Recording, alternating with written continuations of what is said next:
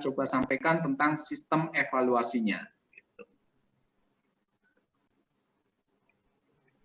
Oke, teman-teman, jadi inilah latar belakang bahwa calon PNS telah direkrut berdasarkan formasi jabatan yang menekankan pada syarat kompetensi tertentu, yaitu kompetensi dasar dan kompetensi bidang. Serta calon PNS perlu mempersiapkan memasuki kultur baru di birokrasi dengan mandat pelayanan. Jadi, kalau teman-teman sebelumnya ada di swasta, di private sector, karena kita nggak tahu, mungkin teman-teman sudah bekerja 5 tahun di swasta, atau menjadi dosen swasta, atau di tempat lain, industri gitu, itu berbeda. Kalau di private sector, itu tentu tujuannya adalah profit oriented. Tetapi kalau di dalam institusi pemerintah atau institusi nirlaba ini, non-profit, itu tentu bukan profit yang dicari, tetapi peningkatan pelayanan, atau yang lebih kita kenal dengan public trust. Kepercayaan masyarakat terhadap kita, kepercayaan terhadap UNRI, kepercayaan terhadap Andalas, itu perlu ditingkatkan terus-menerus. Siapa aktor-aktor yang bisa meningkatkan? Teman-teman semua sebagai dosen. Karena aktor-aktor di kampus itu ya ada manajemen, ada mahasiswa, ada dosen, dan salah satu faktor ini untuk meningkatkan pelayanan dan meningkatkan kondisi organisasi sehingga menjadi organisasi berkinerja tinggi, itu adalah tugasnya teman-teman semua. Seperti itu ya. Kemudian perlu membentuk karakter PNS yang mampu bersikap dan bertindak profesional dalam mengelola tantangan dan masalah keragaman sosial kultural dengan menggunakan perspektif whole of government, di mana ini adalah merupakan satu government. Jadi tata hubungan kerja di institusi, misalnya di Kemendikbud ada dosen, ada tempat sertifikasi, ada dirjen apa, ada biro SDM, itu harus saling berhubungan menjadi satu kesatuan bahwa mereka ini adalah whole of government. Jadi tidak hanya dengan seperti ini, contohnya Kemendikbud bekerja sama dengan ESDM, ini adalah salah satu whole of government. One government yang didasari oleh nilai-nilai dasar PNS, berdasarkan kedudukan dan peran PNS dalam NKRI pada setiap pelaksanaan tugas dan jabatannya sebagai pelayan masyarakat. Makanya di dalam perguruan tinggi kita mengenal yang namanya Tridharma ya, betul ya? Ada pertanyaan sampai sini? Ada yang mau didiskusikan? Silahkan kalau ada yang mau berdiskusi. Oke, ini ada sedikit gambaran. Mudah-mudahan saya coba di remote control atau di mana nih?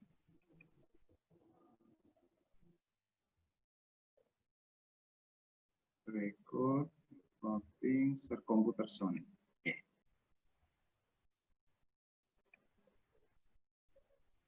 Teman-teman silahkan diperhatikan.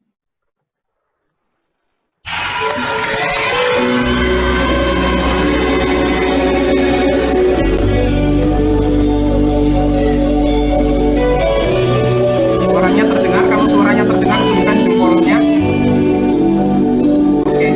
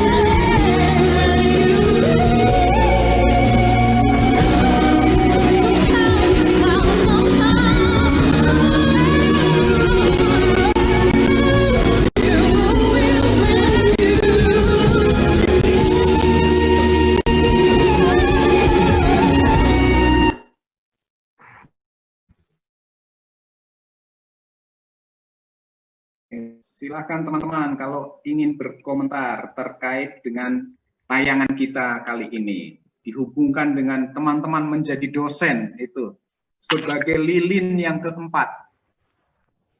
Silakan yang mau sharing terkait dengan ini. Teman-teman adalah menjadi harapan kita, harapan bangsa Indonesia. Siapa lagi yang akan membuat merah putihnya Indonesia saat ini kita defisit ekonomi? Siapa yang akan mampu merubahnya, teman-teman semua? Siapa yang akan membuat spirit pada teman-teman murid-murid teman-teman, yaitu mahasiswa-mahasiswa itu yang akan nanti menjadi generasi penerusnya bangsa? Tentu teman-teman semua. Jadi yang menjadi harapan kita semua ada di pundak teman-teman semua. Yuk, silakan yang mau sharing-sharing. Mbak Isani, ada yang mau disampaikan? Ya, Mbak Laila Turahmi, silakan.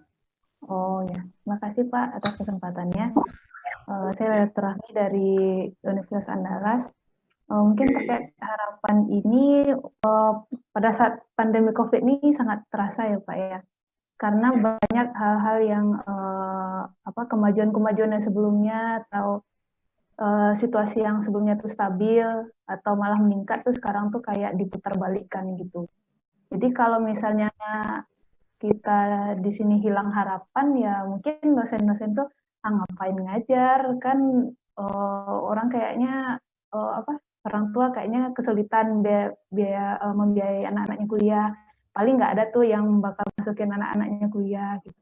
Atau mungkin mahasiswa ini mungkin mereka akan merasa loyo juga kalau dosen-dosennya juga kehilangan harapan gitu.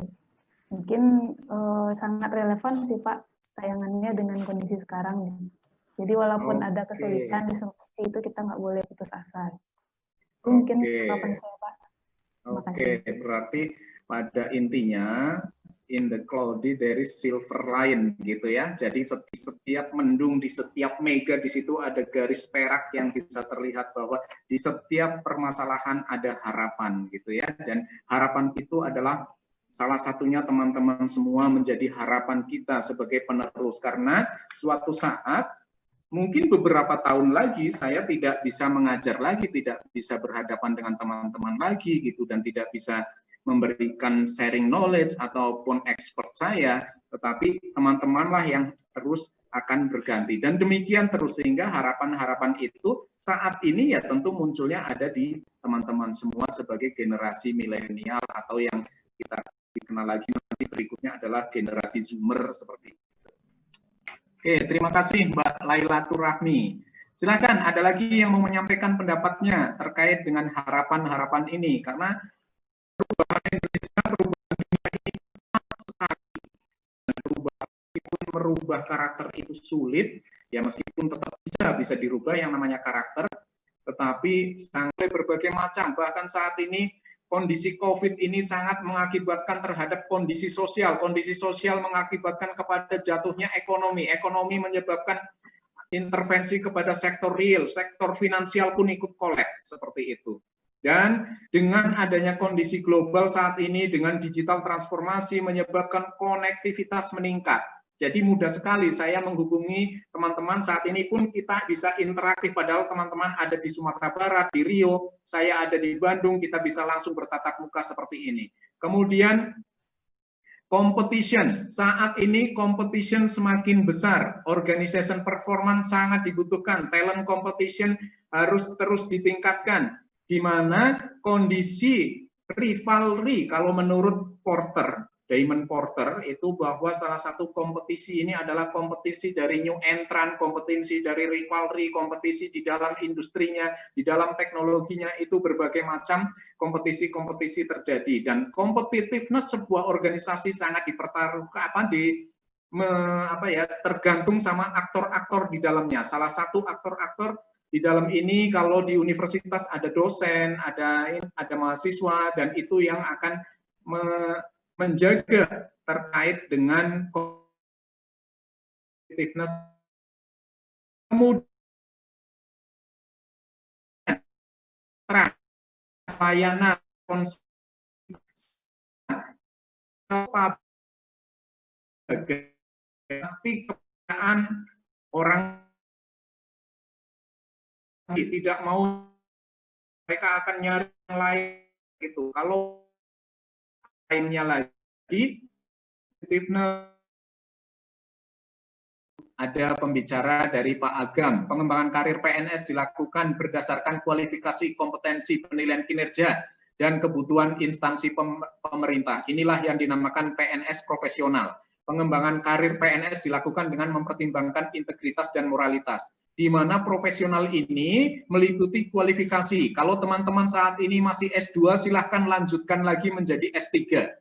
Kompetensi, ada kompetensi teknis, kompetensi manajerial, dan kompetensi sosial kultural. Itu juga harus ditingkatkan. Kompetensi teknis jelas, teman-teman yang bidang sipil, yang bidang mesin, yang bidang peternakan harus mampu. Jangan sampai sedikit-sedikit kita kalah, apalagi yang di pertanian, sedikit-sedikit produk Bangkok, durian Bangkok, jambu Bangkok, semua Bangkok gitu kan. Kapan kita punya keunggulan? Padahal kita sangat kompetitif, kita punya kekayaan alam yang luar biasa, dan kita harus unggul di salah satu ini. Dan tugas teman-teman sebagai dosen, sebagai peneliti R&D gitu kan, dosen juga melakukan R&D kan setidaknya, tidak harus tergantungan kepada litbang gitu. Kemudian penilaian kinerja kita harus bagus, harus baik, kemudian sesuai dengan kebutuhan instansi pemerintah, di mana kebutuhan instansi pemerintah ini kita harus mampu melihat kondisi saat ini seperti apa, kondisi yang diinginkan seperti apa. Di situ antara kondisi keinginan dan kondisi saat ini tentu ada gap.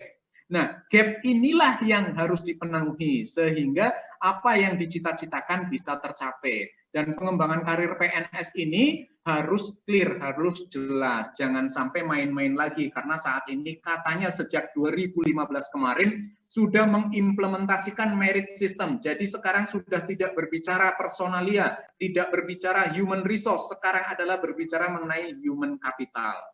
Tuh saat ini Bapak Ibu. Oke, kita lanjut. Ada pertanyaan? Ada yang mau berdiskusi terkait dengan pengembangan karir merit system? Jenengan ini kan fungsional, naik pangkatnya berdasarkan angka kredit, sama dengan saya. 2 tahun sekali jenengan bisa naik, jadi harus berstrategi. Karena karir itu penting, yang dicarikan seperti itu. Mudah-mudahan suatu saat saya mendengar teman-teman bisa menjadi profesor di salah satu kampus, kan seperti itu. Kumnya kan harus di atas 800 kan ya kalau profesor ya? Atau berapa itu profesor? Kumnya berapa ya Pak Indra?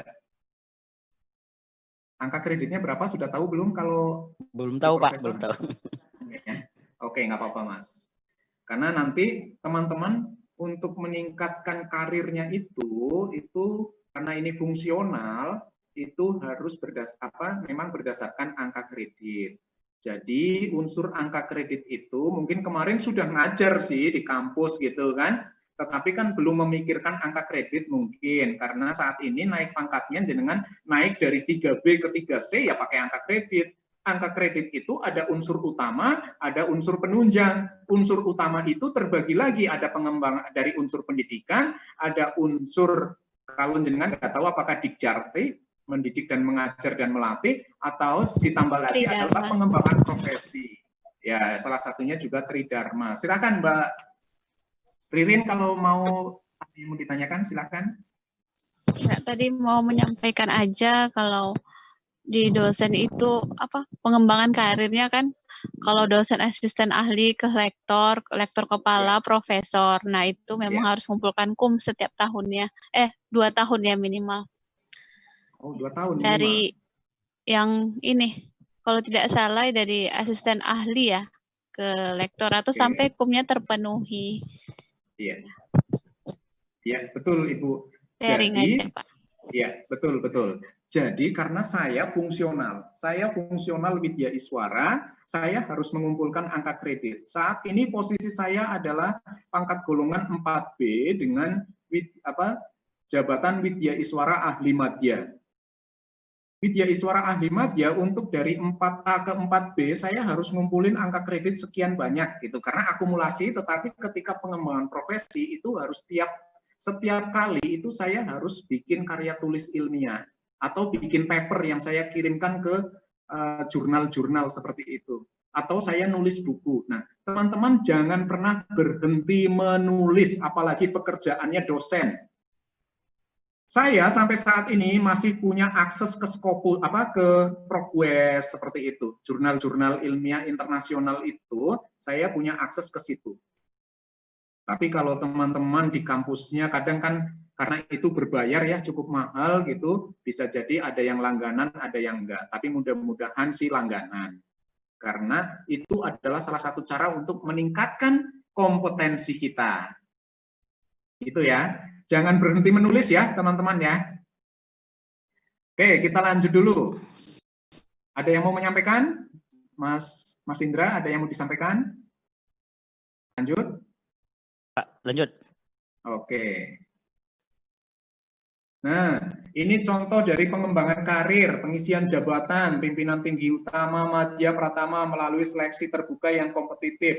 Karena teman-teman semua perlu diketahui, saingan teman-teman itu bukan hanya antar PNS, tetapi juga dengan ASN yang lain, yang P3 itu loh, yang P3K ya. Jadi karyawan waktu tertentu itu mereka juga bisa ini. Di ESDM itu udah banyak orang yang dari swasta, yang bukan PNS itu menjabat. Posisinya sudah di jabatan, entah itu staf ahli menteri, kemudian juga di eselon 1 itu ada, sehingga saingan kita itu bukan hanya teman-teman yang satu letting dengan PNS, tapi juga dari luar gitu, sehingga siap-siap saja karena seleksi terbuka ini dan sangat kompetitif. Siapa yang kompeten itulah yang duduk seperti itu ya. Ini diatur oleh pasal oleh Undang-Undang Nomor 5 Tahun 2014 tentang Undang-Undang ASN. Ini kompetensi yang harus dimiliki oleh teman-teman, ada kompetensi teknis, kompetensi manajerial, kompetensi sosial kultural. Meskipun saat ini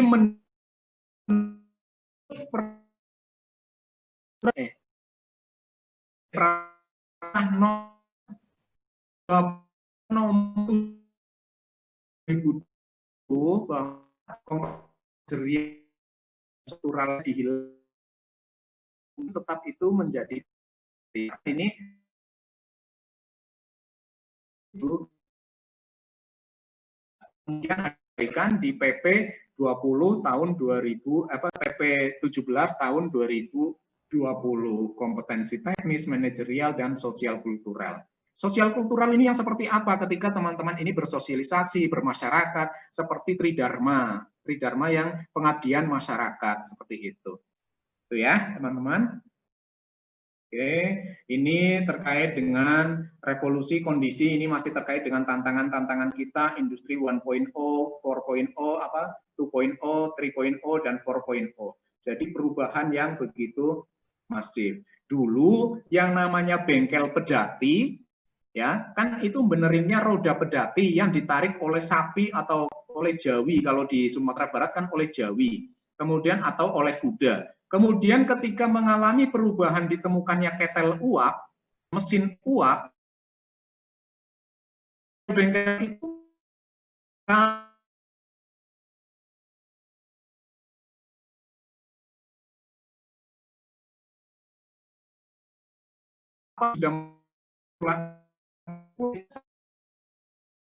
sudah bengkel bisa benerin injek, ya kan?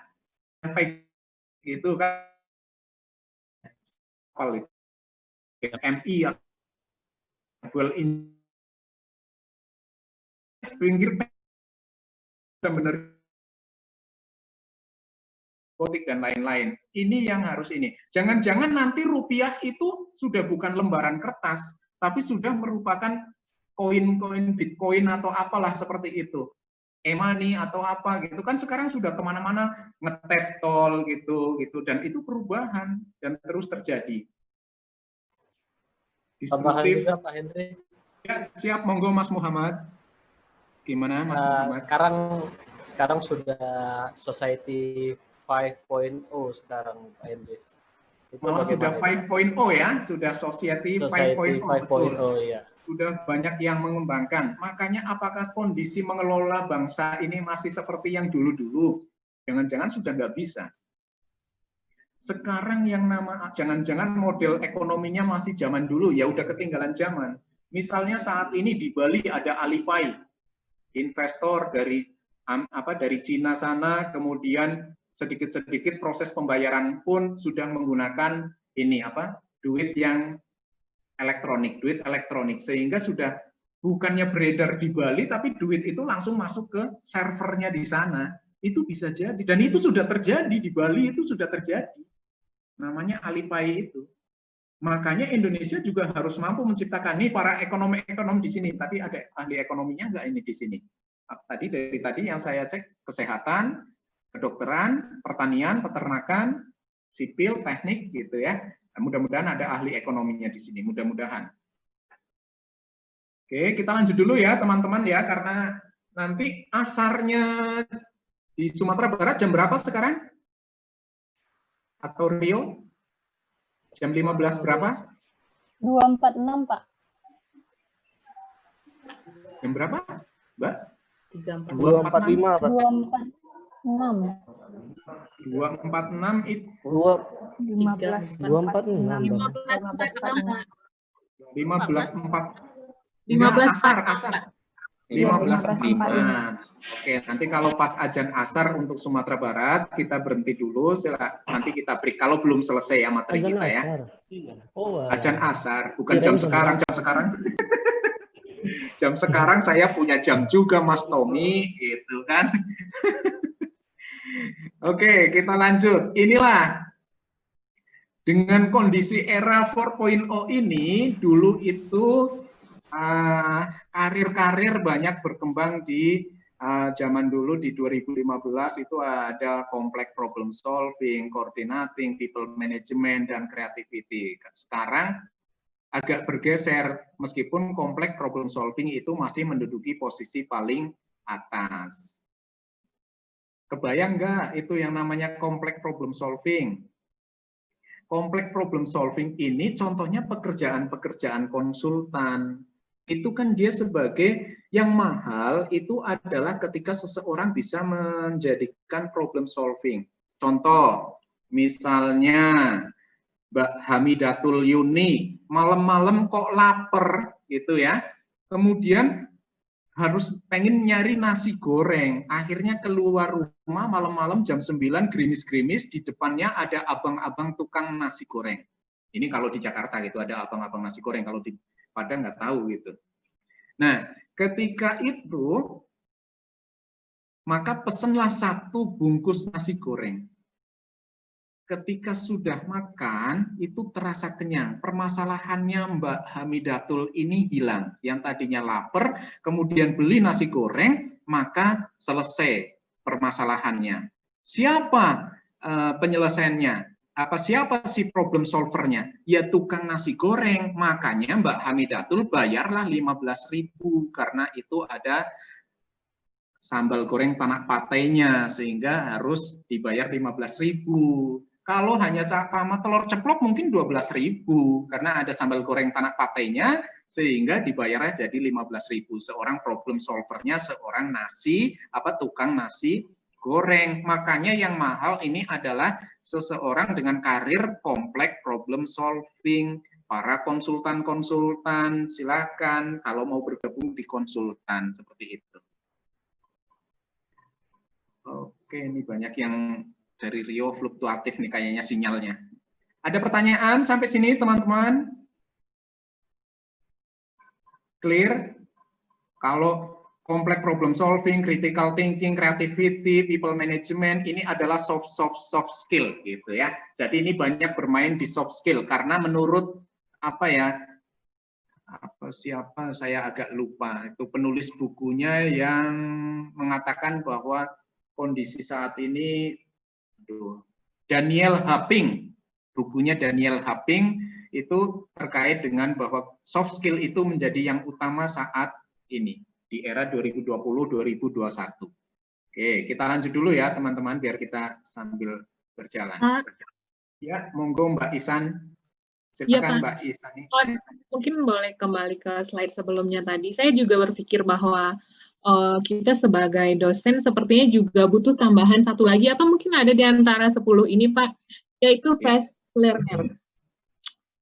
Di mana dosen itu sebenarnya udah harus bisa cepat belajar. Kayak sekarang nih Pak, kemarin sekitar bulan Maret kita dadakan sudah harus langsung kuliah online. Di mana di kuliah online kita langsung otomatis jadi ada admin Zoom, harus langsung bisa pakai iLearn, harus langsung adaptif dengan teknologi. Dan menurut saya sebagai dosen, untuk bisa belajar dengan cepat itu merupakan dasar gitu Pak. Karena banyak juga dari teman-teman kita itu kebingungan pada saat dadakan kita langsung kuliah online gitu Pak. Dan itu ada banyak hal bagian lain yang merupakan pekerjaan dosen yang butuh kecepatan untuk belajar gitu. Kadang kayak itu juga Pak, ngisi BKD. Besok BKD maksimal harus diisi. Oh, ribut. Ini gimana caranya, ini gimana caranya? Padahal panduan ada. Ikutin aja panduan dengan baik, belajar sendiri lancar gitu. Ya, itu terkait banyak hal. Ketika begitu ada instruksi, ini bagaimana caranya? Contoh ya, cara ngisi BKD segala rupa, terusan bingung, grogi. Karena apa? Emosional intelijennya ini itu begitu kena emosional intelijen langsung grogi kan, nggak bisa berpikir logis. Kenapa? Karena modal ini panjang jawabannya nih Mbak, siap-siap ya. Karena modal insani manusia ya itu ada 5 Mbak ya. 1, intelligence question, kedua adalah emotional intelligence, ketiga adalah spiritual intelligence, yang keempat adalah physical intelligence, yang kelima adalah adversity question. Jadi kalau saya gambarkan, saya coret-coret sebentar ya, saya biar seru nih, karena kita bisanya interaktif seperti ini. Paling atas, tadi saya lihat Bapak sering nyoret, tapi di layar saya nggak kelihatan.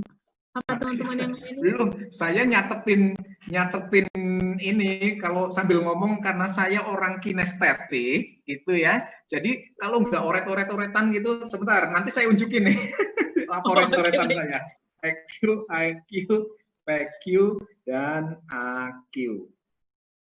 Oke. Kelihatan teman-teman? Oke, jadi ini ada EQ, yang ini ya, EQ, ini IQ. Kemudian ketika ini seimbang nih, EQ sama AQ seimbang, maka seseorang baru bisa naik sampai SQ. Kenapa keimanan kita naik turun? Ya? Kenapa keimanan kita naik turun, spiritualitas kita naik turun, itu karena ketidakseimbangan antara EQ dan IQ. Ya, monggo. Ada yang mau bertanya? Atau hanya kepencet? Oke. Kemudian ditambah lagi modal insani berikutnya adalah PQ, physical intelligence, badan kita sehat, fisik kita sehat. Karena untuk melaksanakan ini semua jenengan butuh kesehatan badan, kesehatan. Nih. Kemudian tambah lagi ada yang namanya AQ. Nih AQ. Nih. Adversity question. Adversity question, bahasa lainnya itu adalah ketahanmalangan yang akan membedakan manusia menjadi seorang climber. Ingat, terbagi akibat AQ ini, seseorang terbagi menjadi 3, climber, camper, dan quitter. Climber itu apa? Orang yang dikasih challenge itu mau nerima tantangan terus, maju terus seperti itu. Itu climber. Kebayang yang naik terus, itu climber.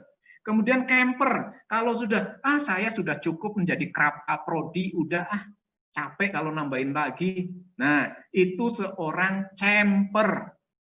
Udah sampai posisi tertentu, ngaso, istirahat, udah camping di situ gitu kan. Itu camper. Ada lagi tipe orang yang kalau dikasih challenge udah mundur duluan. Saya give up. Saya nggak berani ngambil itu. Saya nggak berani ngambil keputusan ini. Capek takut salah gitu. Akhirnya dia hanya menjadi seorang quitter. Akan menjadi seorang follower. Tuh, seperti itu. Jadi inilah modal teman-teman semua. Ini kuasai semua ya.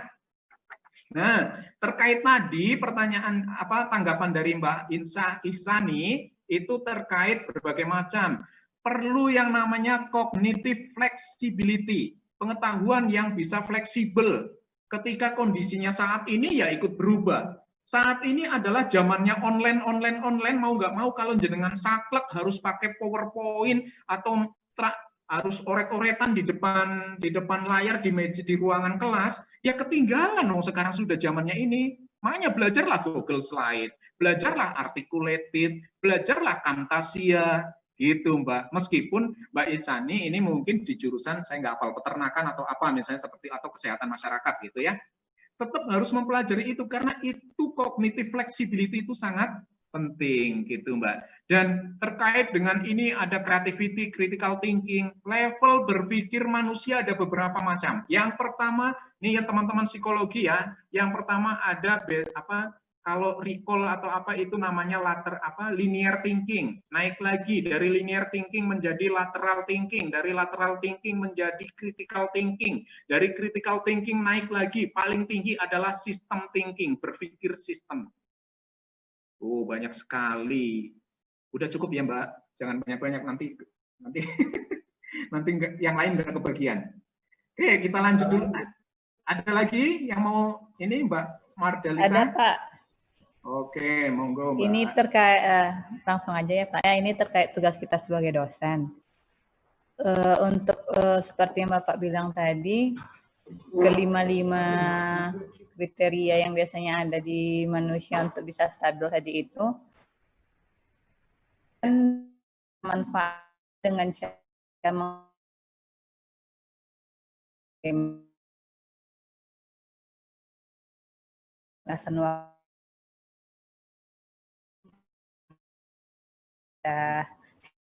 ya.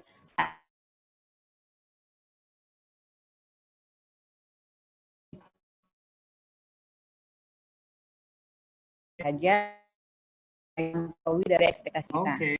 Tapi bagaimana jika kondisinya itu kita sudah mencoba beberapa pendekatan, tapi misalnya menghadapi mahasiswa yang memang dari luar itu sudah menutup dan memang sudah tidak mau terlibat dalam kegiatan Tridharma gitu Pak. Soalnya kan ada beberapa mahasiswa akhir yang misalnya orang tuanya atau keluarganya sudah menghubungi dosen untuk mohon dibantu mahasiswanya, tapi dari mahasiswa itu sendiri yang susah untuk dibantu.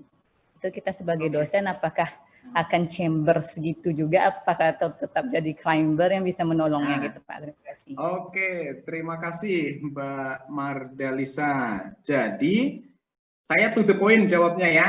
Saat ini sudah zamannya ini. Wah, saya kayak tahu Pak Tino Sidin nggak? Sedikit-sedikit nunjukin gambar gitu ya.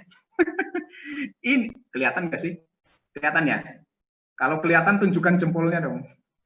Jadi ini metode zaman now. Jelah, gaya-gayaan saya ikutan ngomong zaman now kan, dikit-dikit juga sosialita ini kan. Itu zamannya sekarang CMC.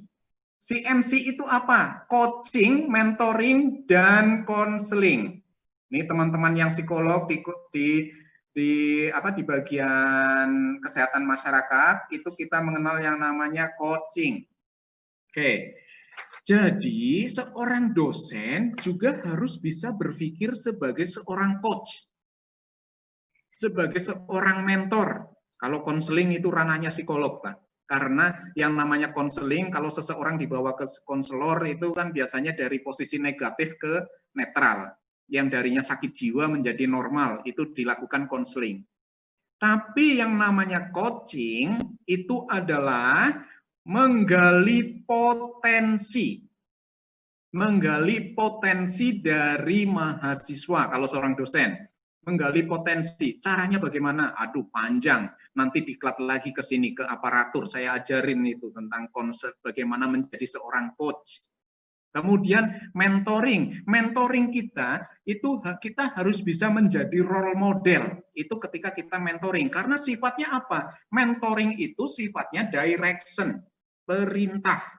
Kalau coaching itu menggali, jadi kita lebih banyak mendengar, active listening. Nah, bagaimana cara active listening? Panjang, Mbak Mardalisa. Prosesnya misalnya dalam membangun hubungan seperti ini, Mbak Mardalisa kan tangannya sedang begini nih. saya ikut-ikutan begini, jadi seolah-olah kita deket gitu, Mbak Mardalisa. Itulah, dan saya harus mampu membaca bahasa tubuh meskipun saat ini kita sedang face to face by online nih gitu. Saya harus bisa memasuki dunianya jenengan, bagaimana saya menyampaikannya gitu.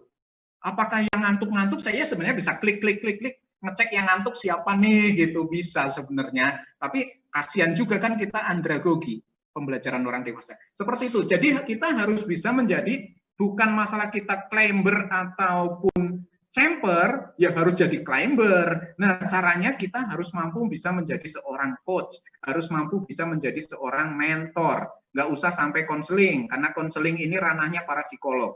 Karena ada ilmunya, ada pembelajarannya. Salah langkah malah jadi lebih negatif. Kenapa? Karena prinsip coaching ya mahasiswanya ndablek, bengal, ataupun kalau bahasa Minangnya mohon maaf bongak gitu kan, atau apa gitu. Nah, kita harus bisa menggali potensi mereka.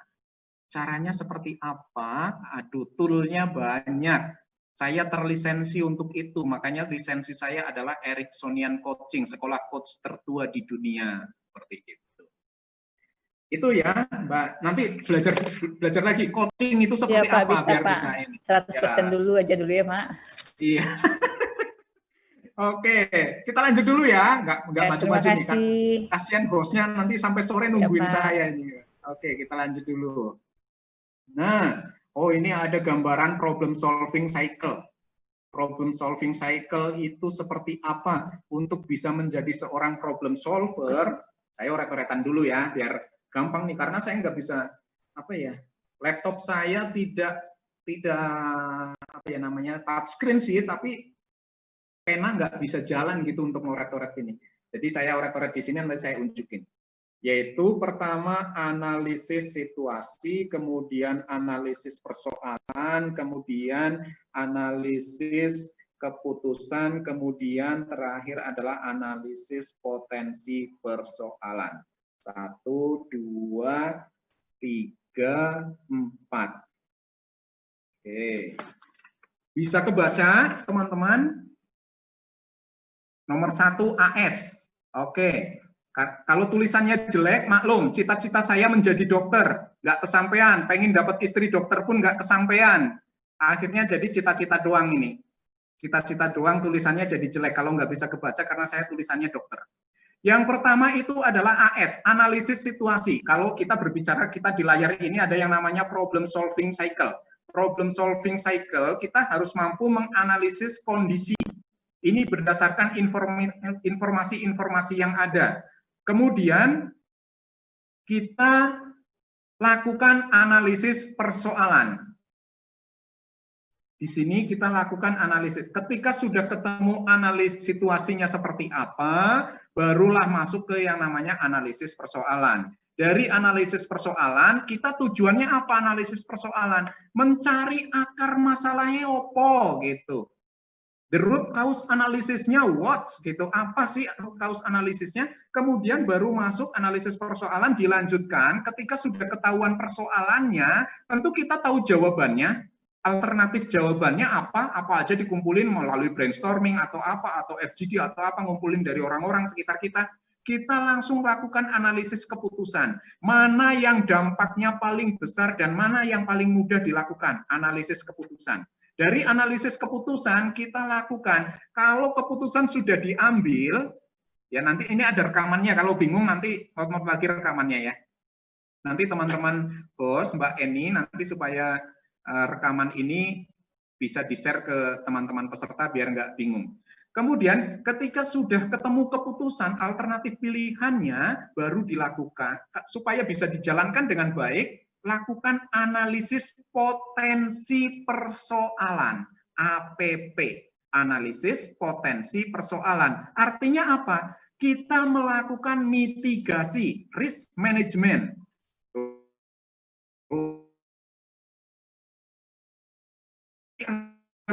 Yang akan kita jalankan, biasanya kan ada hambatan-hambatannya. Nah, hambatannya itu dimitigasi. Solusinya apa sih? Jadi ketika benar-benar muncul potensi persoalan tersebut, kita sudah siap. Nah, ilmu ini kan sama dengan di kesehatan masyarakat ketika kita ngomongin SMK 3 gitu kan. Sama sebenarnya ilmu itu ya sama-sama, cuma peruntukannya yang berbeda aja gitu. Oke ya, clear sampai sini? Tadi yang nanya siapa ya? Nggak ditanya ding ya, saya cerita aja. Oke, itu terkait dengan problem solving. Oke, kita lanjut ya. Oke, ini arah pembangunan ASN. Tahun 2005 sampai 2009 kita ngomongin good governance, Teman-teman masih sekolah ini di sini. Kemudian baru di RPJMN tahap 2 2010 sampai 2014 kita ngomongin reformasi birokrasi. Kemudian pada 2015 seperti tadi disampaikan merit system. Kemudian 2020 sampai 2024 saat ini kita sedang ngomongin world class government, di mana profil ASN-nya yang nasionalisme, integritas, hospitality, networking, teknologi informasi, menguasai teknologi, mampu berbahasa asing, dan juga punya jiwa entrepreneurship. Nggak saya ulang, karena tadi saya selintas mendengar Pak Agam sudah membicarakan ini. Oke, kita lanjut. Dasar hukum pelatihan kita ini adalah terkait dengan Undang-Undang Nomor 5 Tahun 2014 tentang Aparatur Sipil Negara, ditambah lagi Peraturan Pemerintah Nomor 11 Tahun 2017 yang direvisi dengan Nomor 17 Tahun 2020 tentang perubahan manajemen pegawai negeri sipil, yang pada prinsipnya berbeda sedikit, hanya di kewenangan Presiden yang berubah. Kemudian terkait dengan Latsar ini adalah Peraturan Kepala LAN Nomor 12 tahun 2018 tentang pelatihan dasar calon pegawai negeri sipil, ditambah lagi dengan kondisi COVID ini, ditambah dengan perlan nomor surat edaran nomor 11 tahun 2020 apa 19 saya agak lupa, karena itu tentang COVID, tentang pelaksanaan pelatihan di masa COVID, sehingga yang tadinya di kampus kemudian jadi secara online seperti ini. Begitu ya teman-teman. Lanjut, atau masih ada pertanyaan, atau ada yang mau didiskusikan? Monggo. Ayo bertanya. Malu bertanya sesat di jalan. Bertanya terus ketahuan bodohnya. Enggak. Yang ketawa berarti enggak ngantuk gitu kan. Oke, kita lanjut.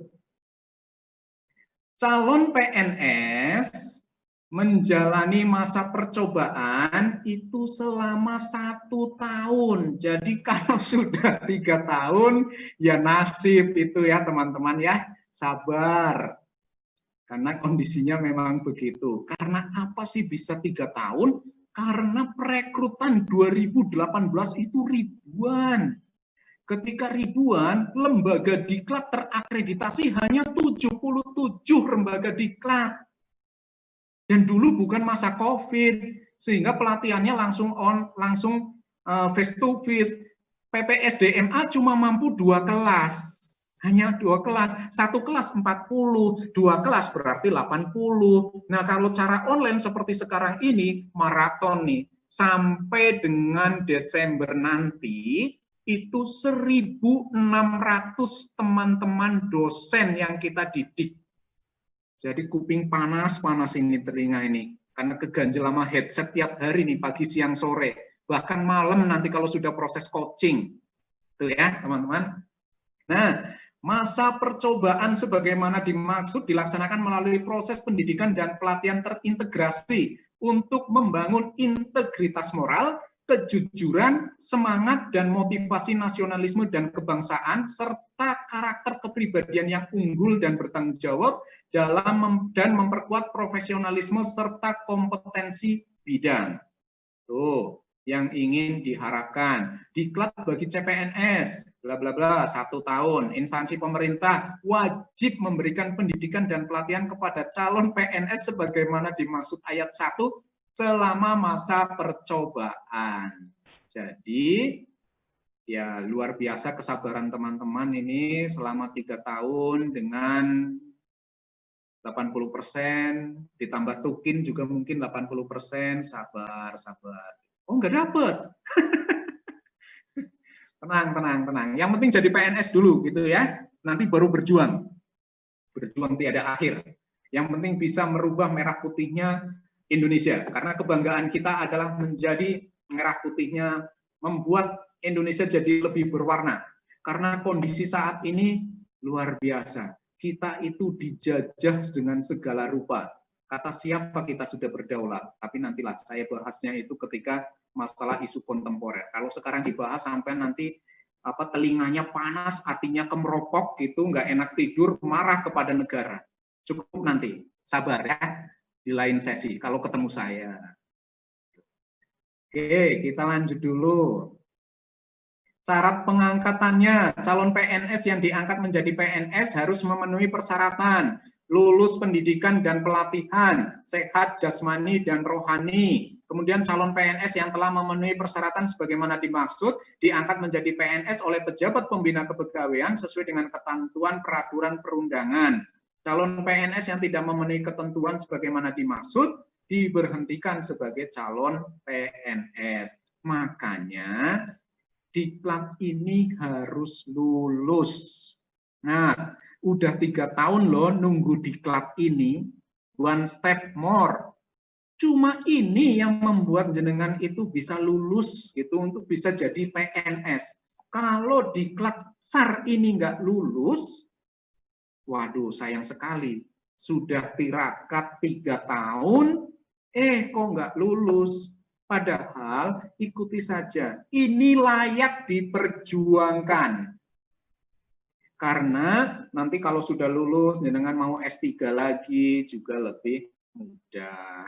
Bisa dibiayai oleh negara, tidak harus biaya sendiri. Yang di UNAN kan, di UNAN juga ada, nggak harus ke luar negeri. Meskipun kalau mau ke luar negeri ya bagus, mau ke MIT atau kemana ya, go ahead lah, gitu bagus gitu. Bisa-bisa cari yang 10 besar dunia, itu hebat. Jadi ada kebanggaan. Oke, ada pertanyaan sampai sini teman-teman? Mbak Anissa, biar nggak ngantuk, mau ditanya, mau bertanya? Siapa, Mas Tommy atau siapa ini yang mau bertanya? Ada yang mau bertanya atau tidak? Kita lanjut. Oke, kalau nggak ada, kita lanjut dulu. Mekanisme pelaksanaan latsar. Nih, kalau nggak lolos, jenengan tereliminasi nih, kayak Indonesian Idol. Akhirnya tarik koper. Tuh kan? Jadi masa percobaan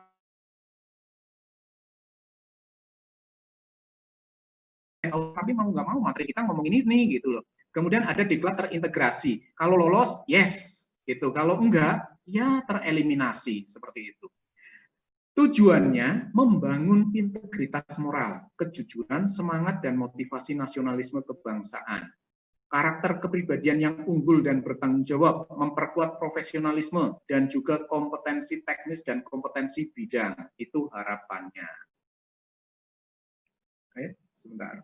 Kemudian dasar pengembangan kompetensi ASN ini fungsi, tugas, dan peran ASN. Fungsinya pelaksana kebijakan publik, pelayan publik, perekat, dan pemersatu bangsa.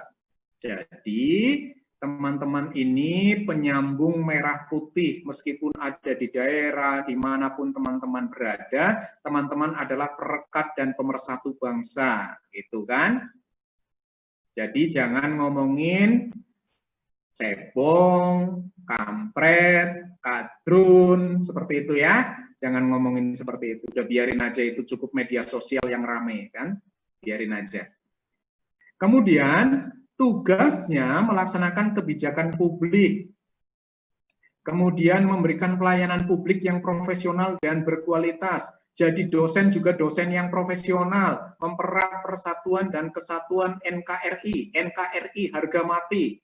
Kalau ada anekdot begini, ketika ada, sekarang kan zamannya 17-an nih, kemudian ada penjual bendera nih, biar nggak tegang-tegang amat. Ada penjual bendera ngomong, berapa nih bang? Gitu nawarin, ada orang yang bertanya, berapa ini bang ke penjual bendera? 100.000 gitu kan. Kemudian si pembeli ini ngomong, apa? Nawar kan, 75.000 boleh gitu. Terusan si pedagangnya, NKRI kok nawar gitu, NKRI kok ditawar gitu kan, katanya NKRI kok ditawar gitu, kemudian kata pembeli, calon pembelinya NKRI kok dijual gitu katanya. Dong, apa yang saya sampaikan? Begitu anekdotnya. Jadi kita sebagai alat pemersatu bangsa gitu kan, mempererat persatuan dan kesatuan NKRI. Selanjutnya perannya pegawai ASN berperan sebagai perencana, pelaksana dan pengawas penyelenggaraan dan pembangunan nasional melalui pelaksanaan kebijakan dan pelayanan publik yang profesional, bebas dari intervensi politik, serta bersih dari praktek korupsi, kolusi, dan nepotisme. Apakah ini sudah berjalan?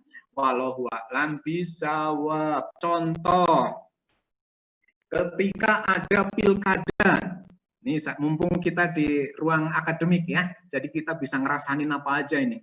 Jadi contohnya misalnya ketika ada pilkada, kemudian ada calon bupati, kepala dinasnya mendukung si A, si B gitu kan. Ternyata kepala dinasnya intervensi kepada anak buahnya. Pilih itu aja, itu jagoan saya. Kenapa? Karena kalau jadi, nanti dia bisa jadi Pak Sekda.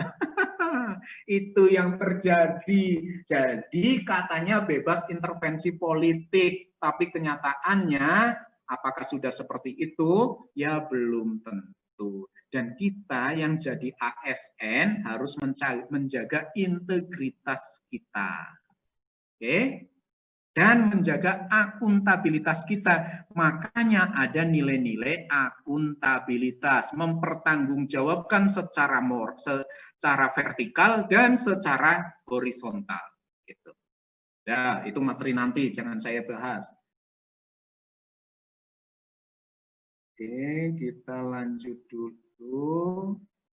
Tujuan sasaran Latsar CPNS itu ini berulang-ulang, bela negara secara terintegrasi.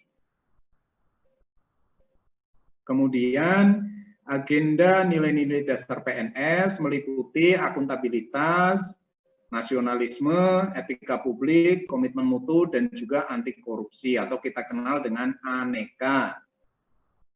Kemudian kedudukan peran dalam NKRI isinya apa? Manajemen ASN, pelayanan publik, wall of government. Agenda berikutnya adalah agenda habituasi, aktualisasi melalui pembiasaan diri terhadap kompetensi yang telah diperolehnya melalui berbagai mata pelatihan yang dipelajari.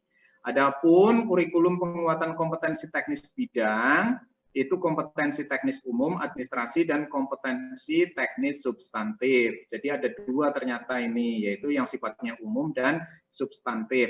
Tapi nanti yang akan menjadikan berat dari Diklatsar ini, mudah-mudahan dapat terselesaikan semua, adalah agenda habituasi. Gitu.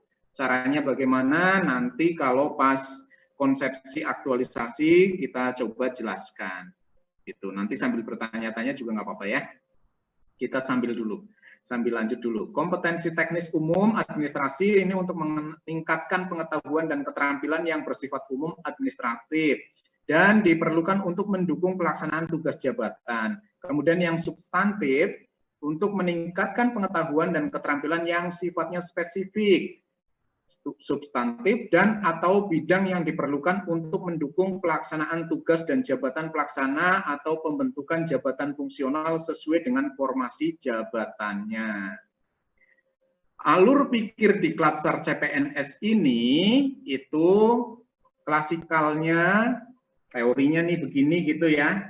Apa sambil zoom gitu, kalau zaman dulu sebelum ada COVID itu klasikal 30%, kemudian self learning-nya 70%.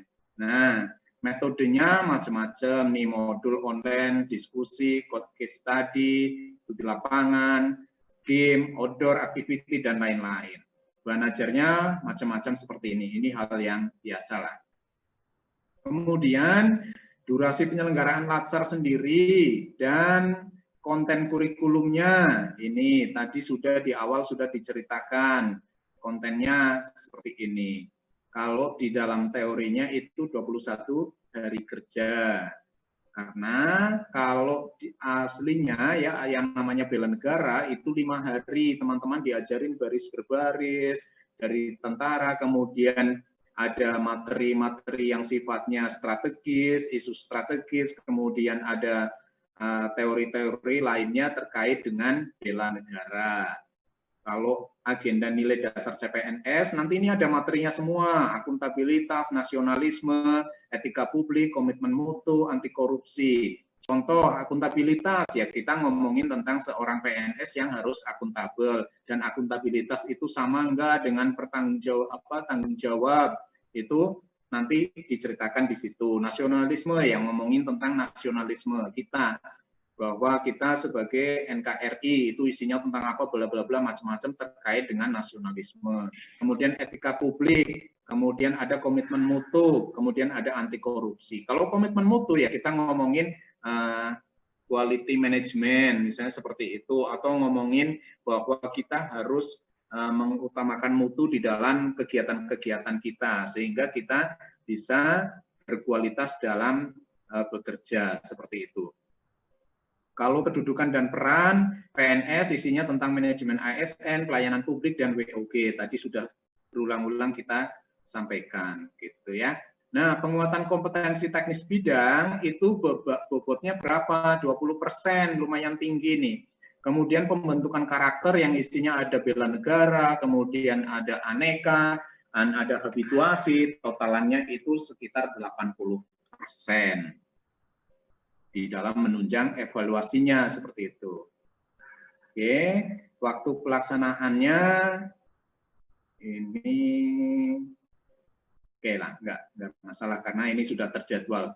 Tahapan pembelajarannya pertama itu agenda sikap dan perilaku, kemudian agenda nilai dasar, agenda peran, agenda habituasi, evaluasi akhir, sampai tercapailah PNS profesional. Tetapi karena kondisi saat ini adalah kondisi COVID, sehingga pihak lembaga administrasi negara yang ini kan mandatori nih, mandatori dari LAN, PIM segala juga mandatori dari LAN. Nah, mandatori dari LAN ini ya ada agenda sikap dan perilaku kan biasanya di pertama nih, di agenda 1 ini bisa ditaruh di belakang. Kalau klasikal biasanya enggak. Jadi ini hari pertama itu udah langsung ditangani pembentukan sikap dan perilaku bela negara sebagai landasannya, sebagai landasan self mastery gitu loh. Kalau di dalam 5 disiplin gitu, yang 5 disiplinnya Peter Senge itu, yang tadi disebutkan oleh Pak Agam itu ya, itu 5 disiplin, itu Peter Senge, di mana itu buku membahas tentang modeling sebenarnya. Tetapi yang pertama itu adalah self mastery. Nah inilah agenda sikap dan perilaku, itulah self mastery. Kemudian ini kalau dalam kondisi COVID ini bisa ditaruh belakang atau di mana saja gitu bisa. Tetapi kalau di dalam klasikal biasanya ini ditaruh yang pertama.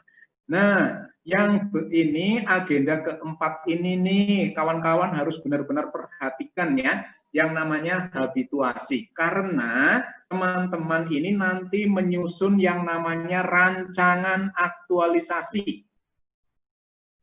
Rancangan aktualisasi itu akan diseminarkan. Jadi seminarnya nanti ada 2 kali. 1 seminar rancangan, yang kedua adalah seminar akhir, seminar habituasi. Gitu ya. Jadi pertama aktualisasi, merancang aktualisasi. Aktualisasi ini apa? Oh saya akan membenahi, oh saya akan memperbaiki organisasi gitu. Nanti di konsepsi kita ajari kalau ini ya. Tetapi kalau saat ini ya saya kasih kisi-kisinya saja. Bahwa nanti harus menemukan permasalahan di organisasinya. Masalah di organisasi itu banyak. Baik itu tata hubungan kerja, baik itu mindset-nya, baik itu culture set-nya, baik itu sarana prasarananya, baik itu struktur organisasinya, macam-macam. Silahkan nanti dikemas, dipilih mana masalah yang akan diangkat untuk diselesaikan sehingga organisasi menjadi baik. Seperti itu. Jadi agenda habituasi ini isinya adalah 1 merancang aktualisasi dan seminar habituasi sendiri gitu. Dan jadi 2 laporan. Pertama laporan rancangan. Masa sekarang nanti nih setelah pembelajaran konsepsi jenengan mulai nyusun. Seminar rancangan, kemudian berikutnya off kampus kan tidak dilakukan diklat. Lama gitu jenengan implementasi di kampus, di kantor, di organisasi gitu. Setelah itu, setelah diimplementasikan, jenengan semua didokumentasikan ya. Semua kegiatan jenengan didokumentasikan. Ingat pesan saya, dokumentasi, jangan lupa, jangan sampai kececer gitu. Jadi didokumentasikan semua sehingga nanti ketika ini diunjukin. Ini loh hasil habituasi saya gitu ya. Jelas sampai sini? Ada yang mau ditanyakan? Biasanya banyak bertanya di area habituasi ini karena udah curi-curi apa ya? Curi-curi berita dari kawan-kawan yang sudah latsar. Dulu latsarnya gimana? Dulu bikin laporannya kayak apa? Udah ngeliat-ngeliat biasanya. Kalau ada yang mau bertanya, silakan kalau mau bertanya.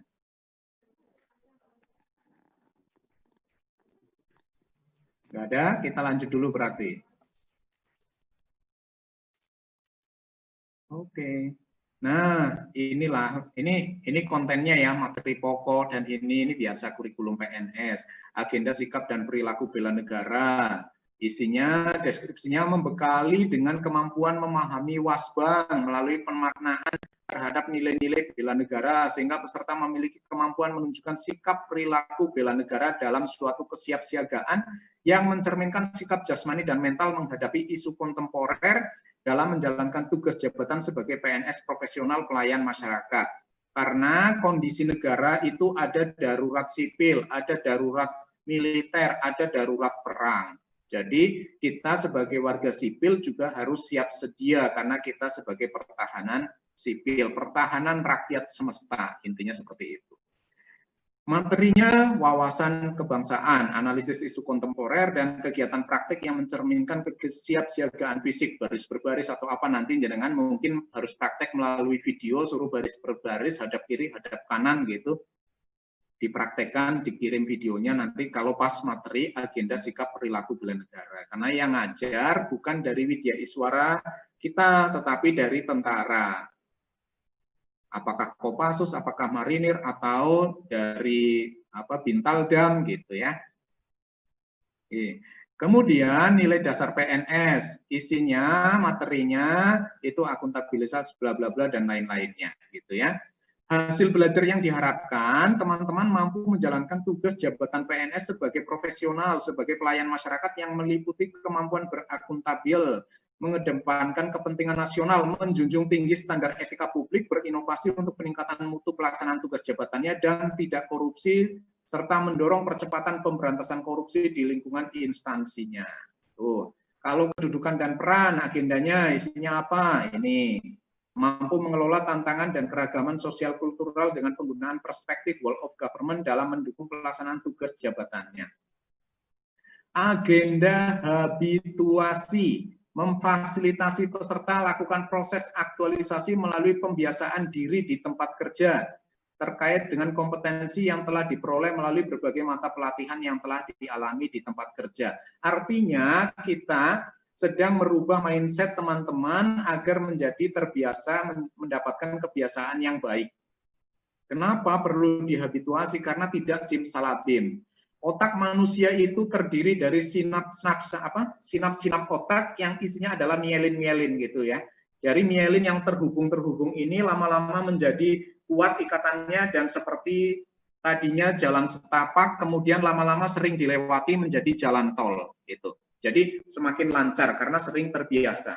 Nah, mampu mensintesakan substansi mata pelatihan ke dalam rancangan aktualisasi, mendapatkan bimbingan penulisan rancangan aktualisasi, melaksanakan seminar rancangan aktualisasi, melaksanakan rancangan aktualisasi di tempat kerja, dan menyusun laporan aktualisasi, melakukan analisis dampak, apabila nilai-nilai berdasar PNS tidak dilakukan, menyiapkan rencana presentasi laporan pelaksanaan aktualisasi, dan melaksanaan seminar aktualisasi. Artinya, seminarnya ada 2, seminar rancangan, dan laporannya juga ada 2. Laporan rancangan, nanti dilanjutkan seminar rancangan. Kemudian laporan habituasi dilanjutkan dengan seminar habituasi, seperti itu. Apa yang dihabituasikan, apa yang harus diperbaiki. Habituasi ini adalah misalnya jenengan melihat kondisi koorganisasi yang ada di lab pertanian, misalnya proses pelaksanaan kerja di lab tidak optimal, misalnya seperti itu. Nah, harus dianalisis tidak optimalnya kenapa, kemudian penyelesaiannya bagaimana, itulah yang harus dilakukan ya teman-teman terkait dengan ini. Nah, ini adalah proses habituasi. Pertama, kita ada merancang aktualisasi. Ini garis besarnya karena nanti akan dijelaskan lagi di konsepsi aktualisasi. Nah, ini pertama kita menemukan isu apa sih, masalah apa sih gitu. Nah, untuk mendapatkan masalah itu yang tadi di awal pernah saya sampaikan tadi, yang ada analisis situasi, analisis persoalan, analisis keputusan, analisis potensi persoalan. Itu urutannya seperti itu untuk melakukan analisis. Jadi ditetapkan isu. Isu ini nanti teman-teman setelah ada isu atau masalah ini, teman-teman memiliki gagasan kreatif. Penyelesaiannya apa sih? Kemudian dipecah. Ada work breakdown structure-nya. Work breakdown structure-nya ini ya pecahan-pecahan dari misalnya teman-teman seperti membangun rumah. Pelaksanaannya apa aja? Oh, bikin apa, mencari gambarnya, oh membuat gambarnya, kemudian melakukan bikin pondasinya, kemudian bikin temboknya, oh bikin kusennya, oh bikin rangka atapnya, oh bikin atapnya, oh finishing, seperti itu langkah-langkahnya atau kegiatan-kegiatannya.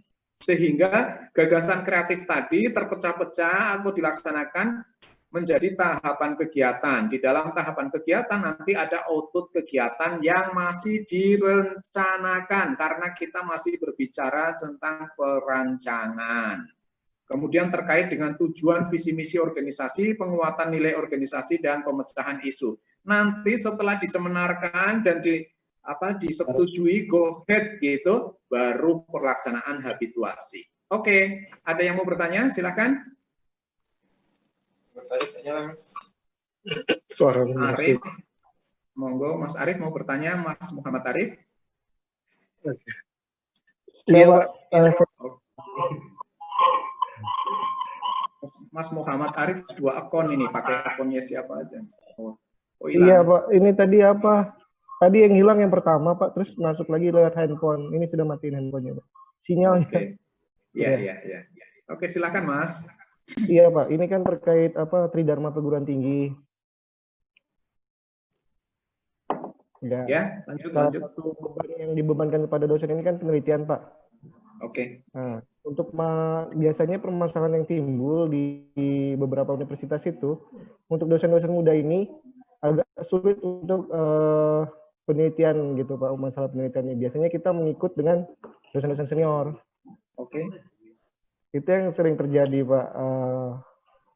Selama ini saya mengatasinya dengan penelitian ya kerjasama dengan teman-teman di beberapa instansi riset atau konservasi bersama mereka, yaitulah mengikuti kegiatan mereka bersama mahasiswa-mahasiswa.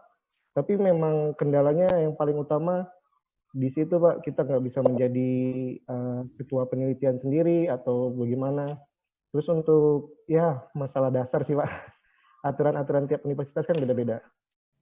Itu yang rasanya cukup sangat menghambat bagi saya sendiri untuk melaksanakan Tridharma perguruan tinggi. Ya, itu aja Pak. Terima kasih. Oke, misalnya itu adalah menjadi masalah seperti itu ya, Mas, terkait misalnya apa ya?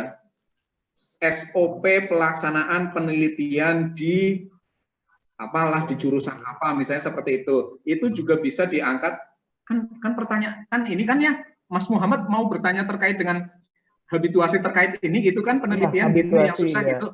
Oke. Saya takut salah tangkap gitu. Jadi ketika seperti itu sebenarnya bisa dianalisis. Kalau ini menjadi masalah dan ingin diselesaikan, itu ya harus diketahui masalahnya apa, sehingga solusinya apa gitu loh. Ketika ketahuan solusinya apa, untuk menyelesaikan solusi tersebut, apa langkah-langkahnya gitu Mas Muhammad sebenarnya. Nah, ini apakah kadang namanya pelaksanaan ini hambatannya selalu ada, Mas. Makanya tadi saya ajarkan supaya analisis potensi persoalan muncul apa? Resistensi dari dosen-dosen senior. Kadang kan senioritas juga kan, apalagi jenengan misalnya ngajar di kampus sendiri yang dulu jadi mahasiswa di situ. Dianggapnya mahasiswa aja sampean kan? Ya begitu, Mas. Nanti di ini lagi, dan nanti ya pas pelaksanaan ini teman-teman akan didampingi oleh para coach. Coach di PPSDMA, di PPS. Kalau saya ngomong PPSDMA berarti di kita ya, Mas, di ESDM gitu ya. Coachnya misalnya saya jadi coachnya Mas Muhammad gitu. Nggak tahu nanti pembagiannya seperti apa. Kemudian nanti juga akan dibimbing oleh mentornya dari kampus, misalnya Pak Kajur, misalnya Pak Kaprodi, misalnya juga ada Pak Rektor, siapa tahu gitu kan, tapi biasanya atasan jenengan atau kepala lab gitu, kita nggak tahu, Mas. Nah, nanti apakah ini akan bisa diselesaikan karena kita akan mencari yang penyelesaian masalah yang under control jenengan. Gitu. Permasalahannya kan kalau ini apakah yang saya bikin rencana pemecahan masalahnya apa akan tindak lanjutnya selanjutnya atau hanya jadi untuk lulus saja, Pak? Tidak, Mas, harus terimplementasi. Itulah yang namanya ini kan tadi merancang nih, laporan merancang nih di sini di rancangan aktualisasi. Di atasnya belum saya jelasin nih habituasi itu kan. Nah, itu nanti ke situ tuh ya ke proses habituasi. Jadi dilaksanakan apa yang sudah jenengan tulis, dilaksanakan, harus ada bukti-buktinya pelaksanaannya begitu. Oh, dapat dukungan dari dosen senior, ya bagus gitu. Iya, siap, Pak. Kalau enggak dapat dukungan, ya dapat powernya Pak Rektor. Tuh Pak Rektor, dosenmu tuh yang senior, yang udah rektor kepala tuh ndablek gitu kan. Namanya manusia biasa, kriuk nasinya diambil kan marah. Oke, gitu ya Mas Muhammad Arif ya. Terima kasih, Pak. Oke, ada lagi? Ada yang mau? Monggo, Mbak Yesi Cinta. Waduh, keren kan, namanya susah sekali nih. Pasti ngetiknya susah. Mbak Yesi, silakan. Melanjutkan pembahasan sebelumnya terkait dengan habituasi dan aktualisasi, kan kita membuat rencana terlebih dahulu. Iya. Rancangan tersebut nanti akan dibantu oleh coach atau mentor. Iya. Nah, menjadi pertanyaan saya, pada saat kita melaksanakan seminar habituasi atau rancangan aktualisasi nantinya, siapakah yang akan menilainya, Pak? Nanti ada tim penguji, Mbak, dari kita. Nanti pas seminar, nanti akan misalnya by Zoom lah ya, by Zoom seperti ini, jenengan presentasi bla bla bla, kan sudah ngirim dokumennya dulu ke kita. Nanti ada tim pengujinya di kita, kayak ujian tesis gitu aja. Itu. Cuma ada coach-nya, pembimbingnya gitu loh, ibaratnya gitu. Coach-nya ya akan bantuin gitu, mentornya akan bantuin, yang uji yang acak-acak biasa gitulah. Cari-cari salahnya, yang namanya penguji kan mikirnya negatif gitu. Gitu, Mbak. Ya siapa tahu saya pengujinya. Oke, lanjut silakan. Ya.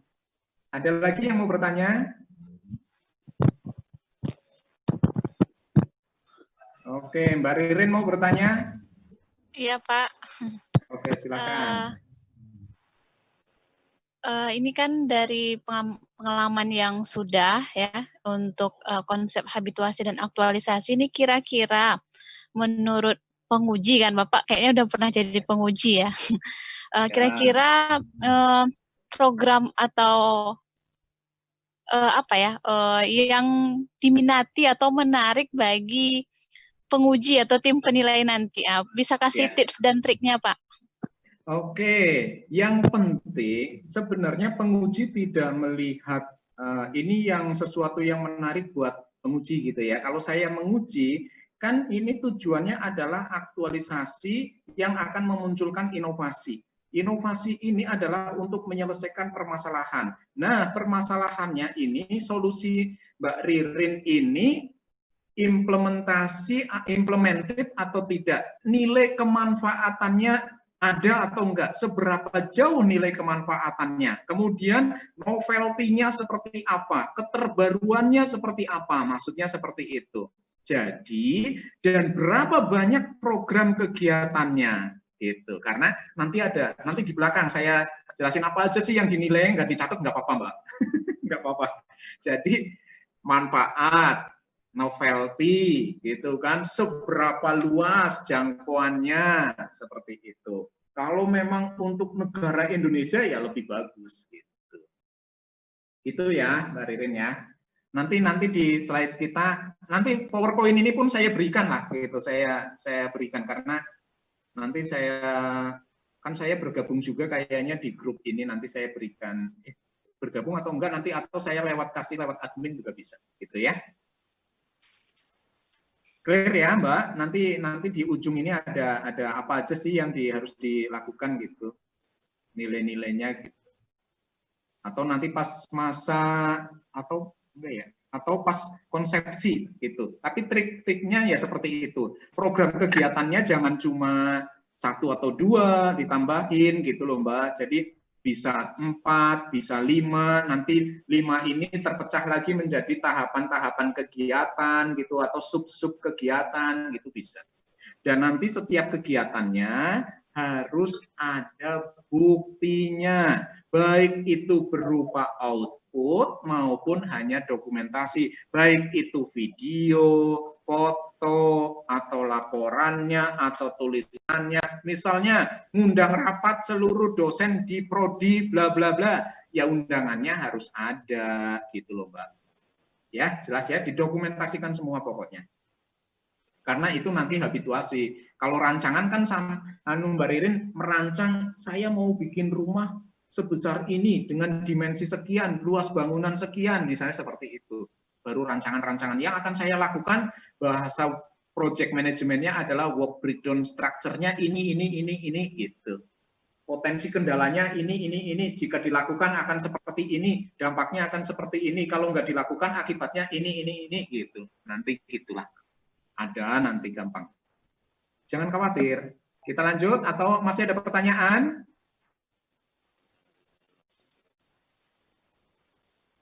Oke, ini jadwal pembelajaran bla bla bla, nggak usah karena ini jadwal secara klasikal ya yang biasanya itu ya. Jadi desain pengalaman belajar ini kan teori ya, dari membaca, mengalami, mendalami, menghasilkan gitu. Kemudian mengaplikasikan. Ini kayak taksonomi Bloom lah kalau teman-teman ini, sehingga tataran paling tingginya kan aplikasi gitu. Oke, kemudian ini masih hal yang sama. Ini kalau klasikal kita lakukannya seperti ini melalui metode Iceland, tata letaknya sehingga si present atau fasilitator atau widya iswara atau trainernya itu bisa mobile ke sana sini. Oke, tenaga pelatihan kalau di dalam diklat ini ada narasumber, ada pengajar, ada pengelola, gitu, ada penjamin mutu, gitu ya.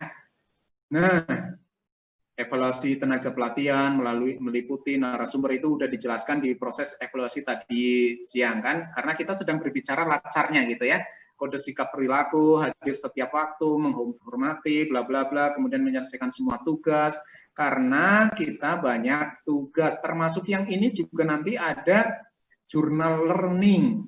Learning journal itu apa? Jenengan merangkum apa yang sudah dibicarakan, cukup 1 lembar, kirim ke Smile. Jadi sudah bisa semua kan, Smile sudah bisa enroll semua kan? Ada yang masih terkendala? Oke, sudah ya. Pelanggaran, kalau pada rentang 1 sesi pertama diberi peringatan lisan, 1 sesi kedua surat teguran. Kalau 1 sesi berikutnya peserta dipulangkan ke instansi asal. Mudah-mudahan tidak terjadi seperti itu, karena apa ya?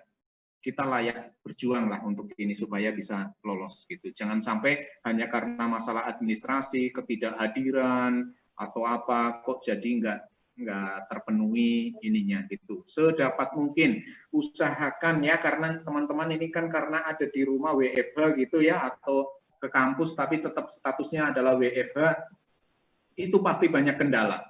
Tapi harapan kita jangan sampai mengganggu proses diklatnya teman-teman gitu. pinter-pinter memanage waktu, jangan dibenturkan. Betul sih, agenda jenengan sudah disusun lama, sedangkan latsarnya baru kemarin mungkin dikasih tahu supaya ikut latsar. Tapi ini sudah ditunggu oleh teman-teman selama 3 tahun. Karena one step more nih, tekan sampai sini itu harus selesai gitu ya. Jangan sampai enggak. Tata tertib khusus di tempat pelatihan, bla bla bla, ini enggak, ini apa? Karena sekarang kan by online ya, sikap dan perilaku.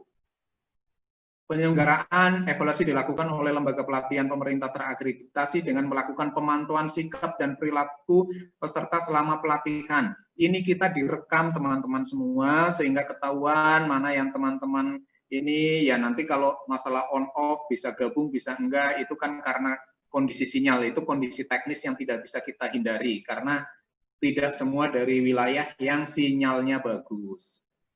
Akumulasi perolehan nilai peserta pada kurikulum evaluasi sikap perilaku dan bela negara diberikan dengan bobot 20%. Kemudian ada evaluasi akademik. Evaluasi akademik diberikan sebanyak 5 JP dengan bobot masing-masing tulisan ada yang soalnya tipe A dan tipe B.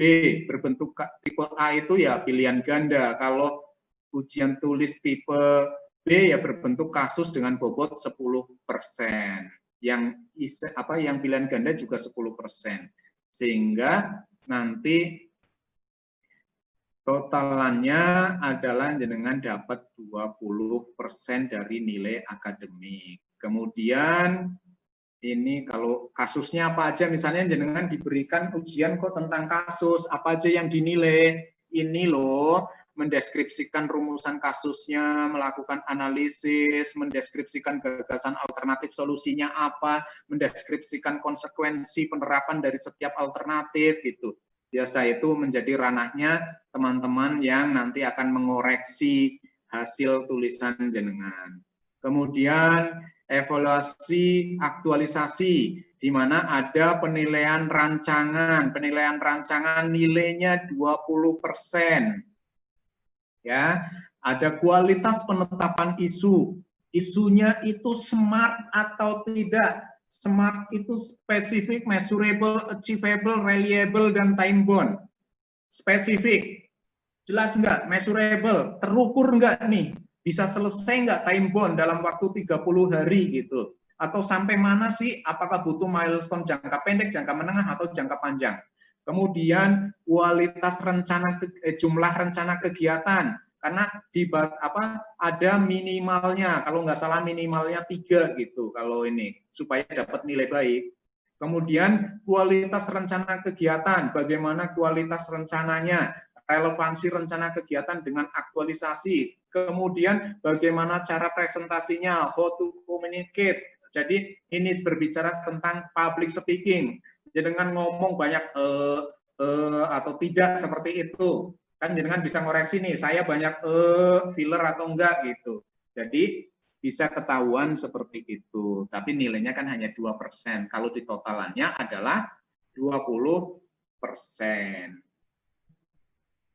Kemudian penilaian pelaksanaan aktualisasinya sama. Kualitas pelaksanaan kegiatan 5%, kualitas hasil aktualisasinya 15%. Jadi siapa tadi ya, Mas Muhammad Arif ya, yang nanya apakah hanya dirancang doang? Enggak, bukan hanya proposal, ini harus dilaksanakan gitu ya. Jadi totalannya 40% nih rancangan dan aktualisasi digabung jadinya 40% gitu. Oke, ini loh tadi Mbak Ririn yang ditanyakan kualitas penetapan isu, jumlah kegiatannya. Kalau satu-satu aja dulu deh. Sudah jam 5 kurang seperempat.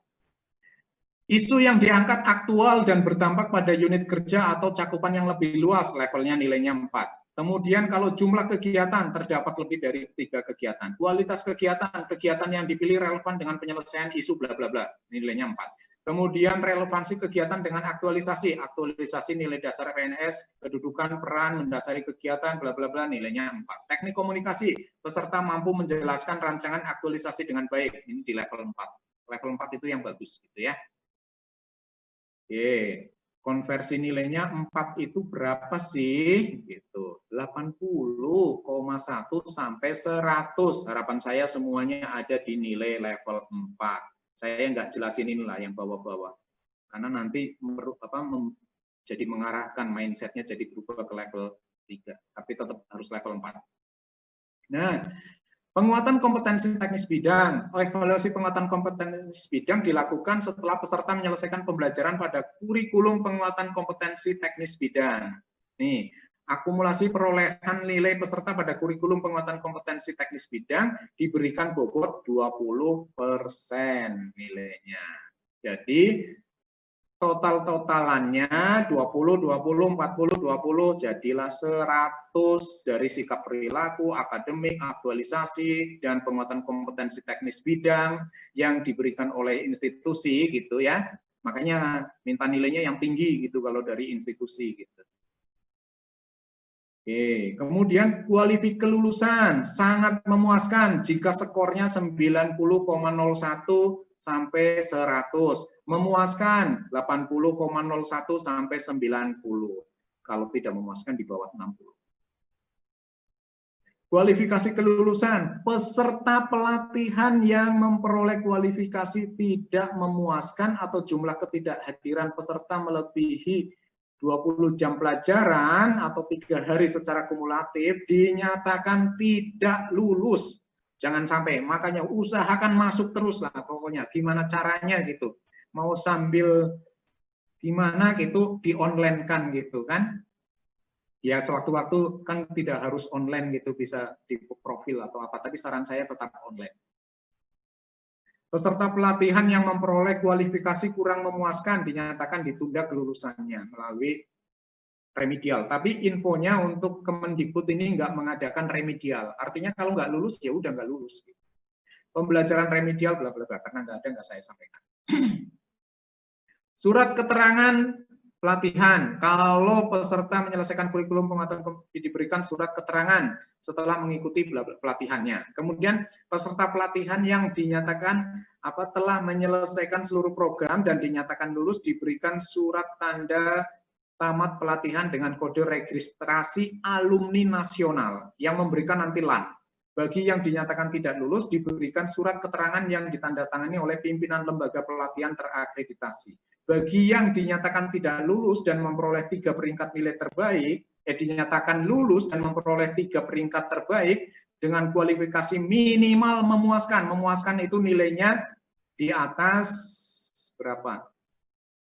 Nah, memuaskan 80 sampai 90. Itu maka dapat piagam penghargaan. Dan ini karena kalau klasikal teman-teman itu tidak ada learning journal, tapi karena ini dalam kondisi COVID, teman-teman lebih capek harus membuat learning journal selain tugas-tugas yang dibebankan kepada teman-teman ya. Yaitu ini contoh aja learning journalnya seperti ini. Program pelatihannya Latsar angkatan 9, angkatan kelas gitu ya. Nama pelatihan apa? Misalnya overview kebijakan saat ini, nama peserta bla bla bla, nomor daftar hadir nggak usah diisi nggak apa-apa karena nggak tahu kan karena nomor hadirnya kapan. Lembaga penyelenggara pelatihan, PPSDMA dan KEBTKE misalnya seperti itu. Pokok pikiran diisi tentang pokok-pokok pikiran tentang modul, tentang ini bahasnya apa. Tadi saya ngomongin apa aja kan nanti bisa dilihat di materi kita. Diisi dengan gagasan peserta, penerapannya, pengembangan kepemimpinan, ngomongin inilah, disarikan apa sih implementasinya seperti itu. Ada pertanyaan teman-teman terkait dengan ini semua? Karena kita sudah tidak ngomongin Indonesia lagi seperti tadi, tapi kita sedang ngomongin Latsar kita. Oke, silakan. Saya biar bisa lihat semua, saya stop share ya. Ya, monggo Mbak Ririn. Tanya Pak, untuk learning journal ini itu kapan batas waktu pengumpulannya Pak? Dan kalau Ririn tangkap tadi itu terkait merangkum hasil materi yang sudah Bapak sampaikan ya Pak ya, seperti itu maksudnya. Iya, Terima kasih. iya betul. Kalau batasannya kayaknya ada di LMS kita di Smile, kayaknya 3 hari ya kalau batasannya ya. Saya nggak hafal, karena yang di salah satunya kan jenengan, saya belum akses di Smile yang 9 ini gitu, tapi kayaknya 3 hari. Isinya apa? Nggak usah banyak-banyak, cukup 1 lembar saja, maksimal 3 lembar. Jangan nulis kan capek juga, bosen gitu kan. Buka laptop, kalau udah terlanjur buka laptop berhentinya susah, tapi kalau mau buka laptopnya jadi malesnya itu ketika mau buka laptop gitu kan. Kalau udah ngetiknya sih nggak males. Tapi cukup 1 lembar aja, karena ini buat bukti bahwa jenengan teman-teman sudah belajar dan ini akan kami bendel, kami cetak, kami kirimkan ke lembaga administrasi negara yang mengeluarkan sertifikat teman-teman gitu ya. Jadi harus benar-benar dikirim. Itu kalau enggak nanti ada masalah, sertifikat jadi mengurangi nilai atau apa saya nggak tahu. Tetapi saran saya ini buat kepentingan PPSDMA, kepentingan kita sebagai penyelenggara dan juga kepentingan teman-teman sebagai bukti ke lembaga administrasi bahwa sudah mempelajari ini loh gitu. Bisa dipahami sampai situ? Mana Mbak Ririn kok hilang? Terputus tadi Pak, masuk lagi. Oke, ya. Jadi ini nggak usah banyak-banyak, Mbak Ririn, cukup 1 lembar saja. Kemudian nanti kalau itu dikirim, kalau nggak salah ada batasannya. Tapi diharapkan ya selesai itu dibuatlah biar nggak numpuk-numpuk, karena kalau ditahan-tahan ya tugasnya makin banyak, karena nanti ada studi kasus, ada ini itu, ngerjain kuis.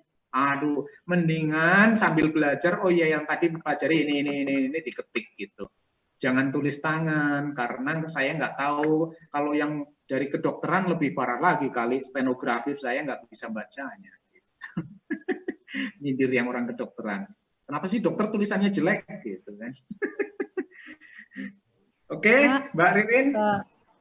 Oke, monggo Mbak Mardalisa. Mardalisa, Pak. Iya, susah sekali namamu, Mbak. Ini Mbak mau menegaskan lagi aja, berarti kan learning journal ini khusus untuk materi yang dengan Bapak ya Pak ya? Enggak, semua Mbak. Semua ya, semua yang di hari ini ya? Iya, pokoknya 1 materi 1 learning journal gitu ya. Oke. Ya, besok ya ada lagi. Ini kan karena saya kan sedang berbicara seluruh Latsar nih, namanya overview kebijakan Latsar. Kalau lagi klasikal, kalau yang kemarin-kemarin ya nggak ada learning journal, tapi karena ini online, biar membuktikan bahwa jenengan benar-benar belajar tentang ini, harus bikin rangkumannya ini loh, gitu ya. Mbak, ada lagi?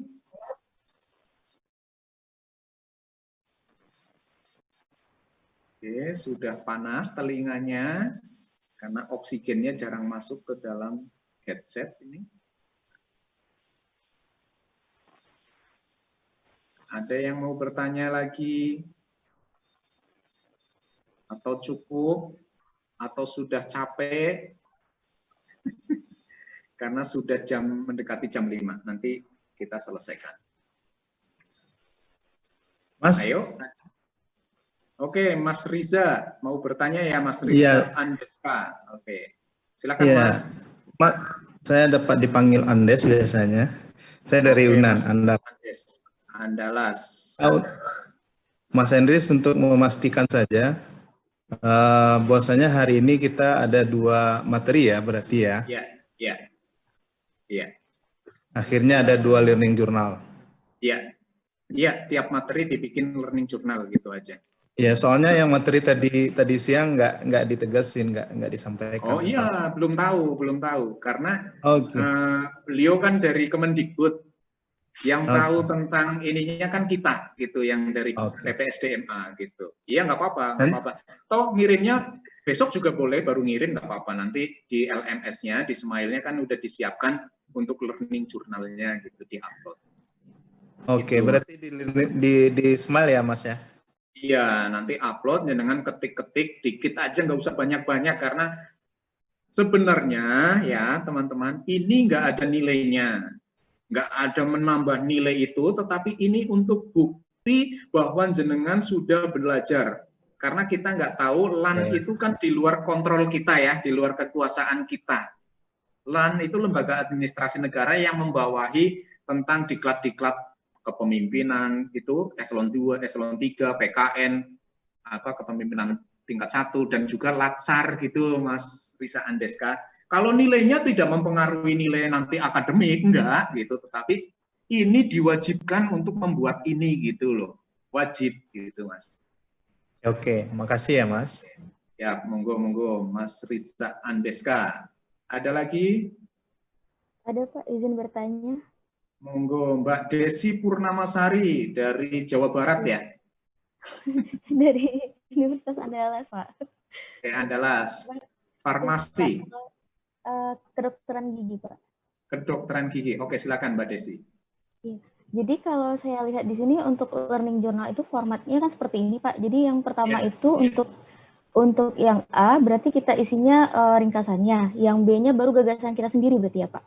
Ya, begitu. Oh, berarti tidak perlu, nggak usah pakai literatur atau apa, cukup gagasan pribadi berarti ya, Pak?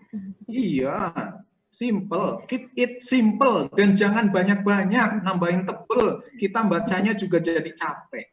Gitu. Siap, Pak. Terus ada satu lagi pertanyaan saya, Pak, boleh, mengenai dua lagi juga boleh. Terima Pak. Terkait perihal untuk rancangan aktualisasi, Pak. Jadi nanti kan ada coach-nya dan ada mentor. Nah, berarti kan itu permasalahannya itu bebas kami yang pilih sendiri ya kan Pak, yang ada di organisasi. Kemudian begitu kami sudah buat rancangan, apakah kami kemana dulu Pak prosedurnya, kami minta izin untuk disetujui ide atau topik itu ke mentor dulu atau ke coach dulu Pak? Nanti biasanya kan akan ketemunya coach dulu, gitu kan. Nanti kalau udah dibagi coach, nanti kita bicarakan ini, terus nanti komunikasikan dengan mentor. Atau mau ke mentor dulu ya nggak apa-apa, yang mana yang mudah ketemu dulu aja gitu, gitu Mbak. Kan nanti misalnya ada permasalahan 5 nih, ya misalnya 5 ini suruh milih salah satu. Caranya bagaimana milihnya? Pakai tool manajemen. Pakai Hanlon atau pakai USG. Nah, kalau gigi masa di USG gitu kan. Ini USG-nya Urgent, Serious, and Grow gitu ya Mbak. USG, Urgent, Serious, and Grow. Mana ranking yang paling tinggi, itu yang dipilih gitu. Clear Mbak Desi? Clear banget. Oke. Ada lagi yang mau bertanya? Mumpung lagi baik nih, mau jawab mulu saya. Ayo, siapa yang mau bertanya? Kalau enggak, nanti saya kembalikan loh ke ke host. Pak Hendris mau bertanya, Pak? Siap. Monggo. Mas siapa nih? Saya lagi ngeklik ini. Mas Muhammad Rili. Muhammad Rili. Oke, Mas. Monggo. Ingin memastikan aja, Pak. Kalau misalnya, jadi kan kita kan nggak tahu nih apakah absen kita terrecord, terus jurnal kita masuk, tersubmit, terus apa yang kita udah kerjakan itu nyampe nggak di panitia gitu kan Pak ya. Jadi ada nggak lembar kontrolnya ke kita Pak? Jadi kita bisa cek juga nanti kalau misalnya ini jangan tahu-tahu nanti pas di ujungnya ini bolong, ini bolong, ini bolong gitu. Iya, Mas. Gitu. Oke, LMS kita, Learning Management System kita yang di Smile itu sudah mengcover itu gitu ya. Nanti kalau ada masalah, biasanya nih ketika jenengan sudah akses, ini sudah upload, itu sudah, kalau upload pun sudah submitted for grading, misalnya gitu, ada tulisannya Mas. Nanti kalau sudah mulai bekerja dengan LMS kita, sudah upload itu nanti ada notifikasinya gitu. Dan jenengan bisa ngecek bahwa saya sudah upload, kelihatan kok di LMS gitu. Di Smile gitu, yang di website Smile kita gitu Mas. Jadi tenang aja. Dan juga jenengan juga bisa, kalau ini kan bisa komplain juga ketika ini aku, karena kalau sudah baca jenengan ada centangnya gitu ya. Clear, itu LMS kita sudah mengcover untuk itu gitu. Monggo, ada lagi? Oke, siap. Saya mau bertanya, Pak. Monggo, Mbak Novia, lahir di bulan November, bentar lagi ulang tahun. Oke, lanjut Mbak. Ya, baik, terima kasih Pak. Saya mau bertanya mengenai rancangan aktualisasi ini Pak. Ya. Nah, itu untuk permasalahan yang diangkat itu apakah ada ruang lingkupnya Pak, misalnya tentang aspek manajemen atau sarana prasarana atau akademik gitu Pak. Kira-kira contohnya ada nggak Pak? Apa saja program atau rancangan aktualisasi yang sudah ada? Contohnya banyak. Ruang lingkupnya mana aja terserah Mbaknya. Yang penting itu bisa diselesaikan untuk meningkatkan agar organisasi kita menjadi lebih baik. Gitu. Sebenarnya permasalahan individu juga boleh, tetapi biasanya ruang lingkupnya kan kecil kalau individu. Kalau organisasi kan lumayan besar, misalnya permasalahan di prodi gitu, atau permasalahan di jurusan. Oh, pembagian jadwal mengajar dosen belum ini, harus menggunakan sistem aplikasi bla bla bla supaya bisa membuat ini gitu. Itu juga bisa gitu. Itu contohnya. Kemudian peningkatan kinerja laboratorium Mbak Novia di apa? Peternakan atau di kedokteran?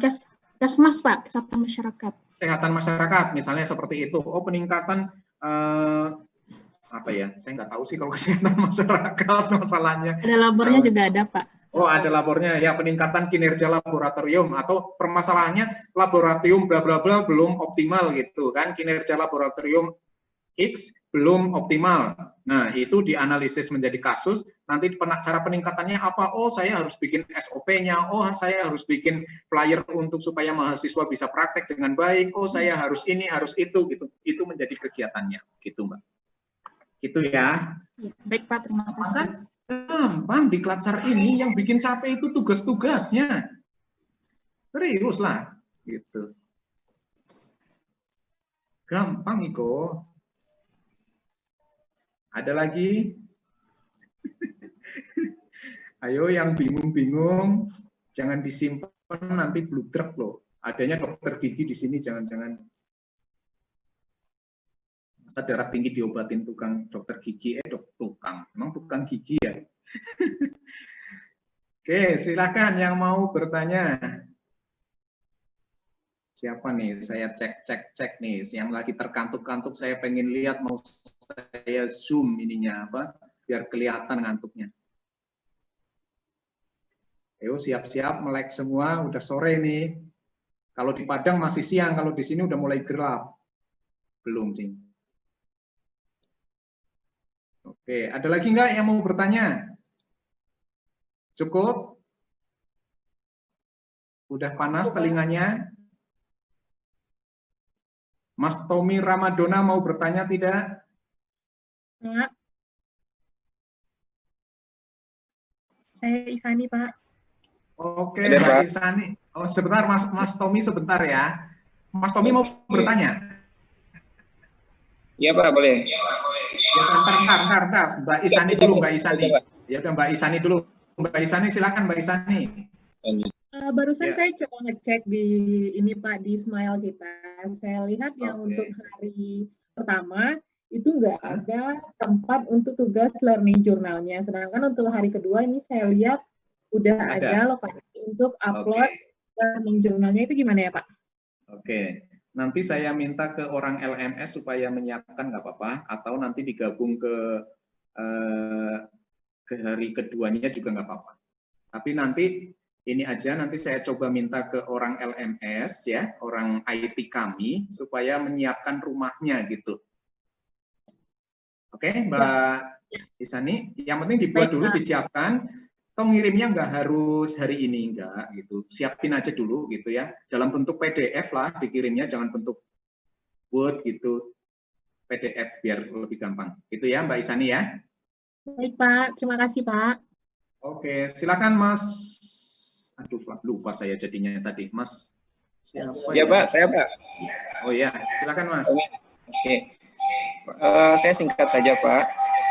Oke. Ya, terkait dengan aktualisasi yang tentunya akan kami rencanakan terkait dengan topik, isu ataupun gagasan nantinya. Nah, kira-kira ada batasan nggak Pak untuk ide-ide yang akan nantinya kita buat gitu? Nggak ada batasan, Mas Tommy. Yang penting itu jenengan isunya adalah isu yang bisa jenengan selesaikan, gitu ya. Terkait di organisasi yang bisa diselesaikan. Artinya itu under control jenengan. Karena apa? Kalau itu isunya permasalahan, misalnya isunya kok udah di luar organisasi jenengan kan nggak mungkin diselesaikan. Artinya jenengan menyelesaikan permasalahan rumah tangga orang lain gitu. Ini yang ada di lingkup jenengan saja gitu. Itu batasannya itu sih. Kalau mau skalanya nasional, bukan skala nasional, dampaknya nasional, it's okay. Tetapi usahakan berangkatnya dari unit organisasi, jenengan di UNRI ya. Apa? Di UNRI, Pak.